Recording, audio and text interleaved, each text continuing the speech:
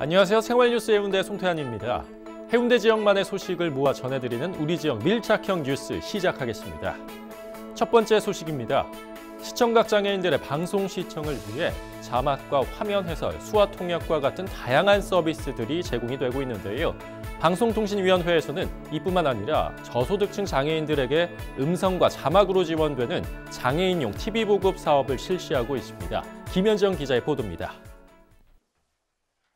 시각장애인 양기화 씨는 평소 TV 시청이 어렵습니다.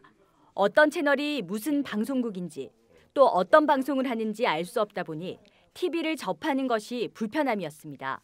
이러한 시청각 장애인들을 위해 방송통신위원회에서는 장애인용 TV를 개발해 보급하고 있습니다. 채널 18C, EBS2. 이처럼 시각장애인을 위해서는 리모컨의 버튼을 누르면 채널 번호와 상영 중인 프로그램을 음성으로 안내해주고 청각 장애인들에게는 자막 방송이 지원됩니다. 이 몇 채널에 몇 다시 몇 번이다 이게 편리하고 예. 진짜 이 한두 사람도 아닌데 저런 텔레비 놔주시니까 너무 감사하고 예. 이제 앞으로 시간도 잘 보내겠고 예. 잘 보겠습니다. 방통위는 올해 11월 기준 전국 4만 5천여 명, 부산 지역에는 3,100여 명의 저소득층 장애인에게 시청각 장애인용 TV를 무료로 보급했습니다. 그리고 지방자치단체의 도움을 받아서 보급을 시작하니까 올해는 12,000대를 보급을 하는데 그중에 90%를 전부 다 그 저소득층한테 보급을 하게 돼가지고 효과가 훨씬 크다고 생각을 합니다. 앞으로도 열심히 피드백을 받아서 기능을 개선을 하고 또 가능하면 보급 대수도 더욱 확대해 나갈 수 있도록 노력을 하겠습니다. 한편 CJ 헬로비전에서는 지난 2014년 스마트 셋톱박스를 활용한 시각장애인 음성 지원, 이어드림 서비스를 세계 최초로 개발해 사회 공헌 활동을 펼치고 있습니다. 장애인들의 미디어 접근성을 높이기 위한 다양한 기술 개발과 정책으로 차별 없는 미디어 세상에 한 발 더 다가가고 있습니다. 헬로티비 뉴스 김현정입니다.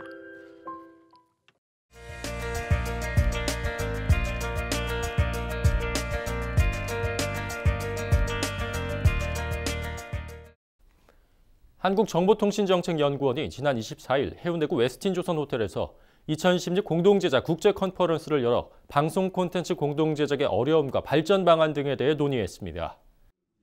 국내외 방송 관계자 100여 명이 참석한 가운데 방송 콘텐츠 교류, 국제 공동제작을 중심으로 주제로 열린 이번 컨퍼런스에서는 해외 각국의 공동제작과 방송 관련 법률이 공유되고 실제 방송 사업자들의 경험을 바탕으로 한 공동제작의 현실과 발전 방안이 다뤄졌습니다. 또한 최성준 방통위원장은 콘텐츠 산업을 육성하기 위해 각국이 상호 협력해 공동의 이익을 증진시키는 방향으로 나아가야 한다며 국가 간 콘텐츠 협력의 필요성을 강조했습니다.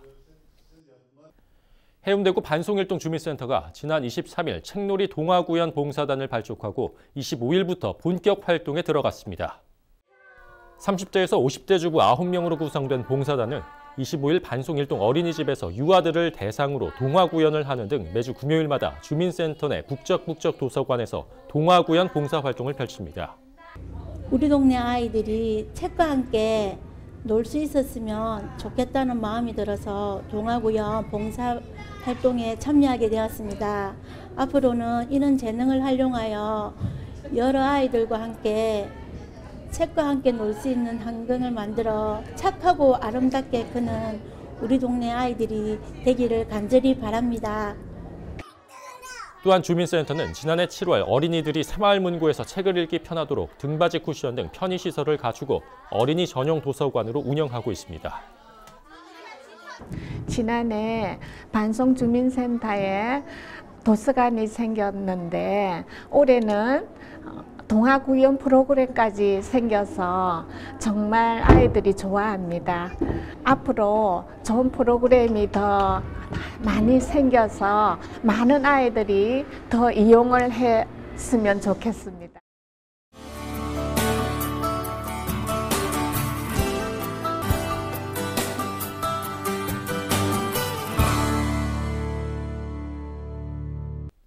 부산에는 올해 초 미술가와 문화애호가, 기업인 등이 함께하는 부산미술가협회가 창단돼 문화예술의 징검다리 역할을 하고 있습니다. 미술가협회 초대 이사장이자 자신만의 작품 활동을 펼치고 있는 김용대 작가를 김현정 기자가 만나봤습니다. 작가님 안녕하십니까? 네, 반갑습니다. 네, 지금 해운아트 갤러리에서는 작가님의 정말 아름다운 작품들이 이렇게 전시가 돼 있는데 가슴속에 노래하는 여정, 이 전시회는 어떤 전시인가요? 가슴속에 노래하는 여정, 그야말로 가슴 속에서 내가 우러놓는 그 기분을 캔버스에 그대로 실은 거고, 지금 여기 보여주는 작품 하나하나가 거의 대상물이 정해지지 않고 보여주지도 않는 상태에서 마음속에서 무엇을 그리겠다 선택해서 그리는 게 아니고, 그리다 보니까 무엇이 그려지는 거예요. 네. 그래서 이제 만들어진 작품들이라고 보시면 되는 거예요. 내 마음 속에 있는 그걸 풀어나가는 거죠. 네. 캔버스에다가. 그래서 마음 속의 예정을 캔버스에 담아놓은 거예요. 아, 그렇군요. 이 작품들마다 저마다의 개성들이 있지만 참 바다를 테마로 한 작품도 눈에 많이 띄거든요. 좀 영감을 받은 그런 장소나 이런 것들이 있나요? 제 고향이 영도입니다. 영도 또 청학동이고 태종대를 많이 왔다 갔다 했기 때문에 항상 바다의 모태를 느끼고 있거든요. 네. 그 파도가 거칠고 동해가 또 거친데, 그 다음에 그러고 이사 온 지가 해운대 온 게 한 20년 되니까 이 동해안 쪽으로 보면 좀 이 폭우가 많아요. 이렇게 해안이 많아요. 그럼 그 해안들을 정적으로 이제 표현하다가 그 표현을 이제 해안 구도하고 맞춰서 그리는 거예요. 그러니까 내일이 되면 또 그림에 대한 그 작품, 똑같은 작품인데 또 틀려지는 거죠. 네. 감정이. 그렇군요. 살아 숨쉬는 그림을 그리고 싶은 거죠. 네, 그런 순간적인 감정들, 내면의 세계를 수채화의 기법으로 표현해내고 계세요. 예. 수채화의 매력이 있다면 어떤 게 있을까요? 수채화는 물입니다. 물. 네. 물로서 채색하는 거지 색깔로 채색하는 게 아니에요. 그래서 물의 의미를 잘 느끼다 보면은 수채화의 흐름, 번짐, 그냥 마음에서 와서 내가 이걸 그리겠다 하면 물을 퍼붓고 거기서 쉼을 안 쉬고 멎었다가 후 할 때 그림이 끝나는 겁니다. 그게 또 수채화의 매력이네요. 물이 색을 움직이는 거예요. 네. 색이 물을 가지고 노는 게 아니고. 작가님, 올해 초에 사단법인 부산미술가협회가 창단을 했습니다. 네. 거기서 또 이사장직을 맡고 계신데 어떠한 취지에서 창단하게 됐나요? 처음 목적이 기업인 후원인들하고 문화를 좋아하는 일반인들을 하고, 그 다음에 미술인이 합쳐져서 단체가 만들어진 겁니다. 나중에 후학들이 오고 싶은 협회가 되겠구나, 또 후원하고 싶은 협회, 이런 취지로 제가 우리 묵심을 모아서 협회를 만드는 겁니다. 우리 목적 설립에 대한공간 마련이 있습니다. 대한공간이 하면은 이 전시를 하고 싶은데 힘들어서 전시를 못하는 경우도 있고, 또 공간 안에서 또 자유롭게 그림을 보여주고 미술품을 보여줘야 되는데, 협회라면 마땅히 그런 대한공간을 자유롭게 사용할 수 있어야 된다고 하거든요. 시민과 쉽게 접근할 수 있는 기획을 짜다 보면은 해운대에서 그 갤러리가 많이 생겨나고, 또 해운대에 맞는 갤러리가 앞으로 지속적으로 영혼이 많이 생겨났으면은 해운대 자체가 문화의 구가 되지 않나 싶은 생각이 듭니다. 네, 부산 지역의 미술인으로서 앞으로 이루고픈 바람과 목표가 있으시다면요? 먼저 젊은 애들이 그림을 그리고 싶어 해야 되겠죠.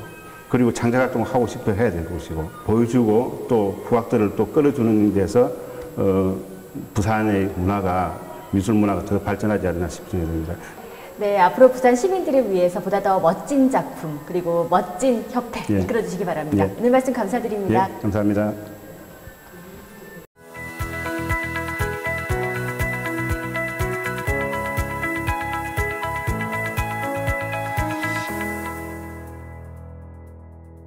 주말에 내린 비로 어느덧 겨울이 우리 곁에 훌쩍 다가온 느낌입니다. 체온을 유지할 수 있는 수면 양말, 따뜻한 목도리 꼭 챙기시기 바라며 SNS로 바라본 해운대 시작하겠습니다. 첫 소식입니다. 벌써 크리스마스가 한 달도 남지 않았다는 사실 다들 알고 계세요? 겨울 해운대의 시작을 알리는 신호탄, 해운대 라꼬 빛축제가 이번 주 금요일부터 그 화려한 막을 올립니다. 반짝반짝한 조명들이 올 겨울도 해운대를 화려하게 밝혀줄 예정인데요. 얼마나 예쁠지 벌써부터 궁금합니다. 여러분도 많이 궁금하시죠? 그럼 망설이지 말고 해운대로 놀러오세요. 두 번째 소식입니다. 넓은 바다를 즐길 수 있는 또 다른 방법, 바로 요트인데요. 요트는 비싸다는 인식 때문에 쉽게 접하기가 힘들죠. 그럴 땐 너나들이 투어를 이용해 보시는 건 어떨까요? 너나들이 투어는 해운대의 대표적인 관광지 동백섬 해운대 해수욕장이 속한 우일동에서 진행하는 프로그램인데요. 마을 해설사와 함께 요트 투어와 해운대 주요 명소를 둘러볼 수 있습니다. 친한 지인과 함께 이번 주말엔 너나들이 투어 어떠세요? 마지막 소식입니다. 부산 지역 청년들이 일자리를 찾아 수도권 등 타 지역으로 떠나는 경우 많이 보셨죠? 예술 계열의 경우 더 많은 젊은이들이 타 지역으로 떠나고는 하는데요. 부산에 남고 싶은 예능인 여러분 주목하세요. 해운대 구림예술단이 새 단원을 모집합니다. 개그는 물론 실용음악, 댄스, 공연 기획까지 다양한 분야의 전문가에게 직접 배우고 실무까지 경험해 볼 수 있는 기회. 예능인 여러분 놓치지 마세요. 이번 주 해운대 SNS 소식 재미있게 보셨나요? 여러분의 2016년은 어떠했나요? 한 달 남짓 남은 2016년 아쉬움 없이 즐겁게 보내시기를 기대합니다. 지금까지 해운대구 관광문학과 성민영이었습니다.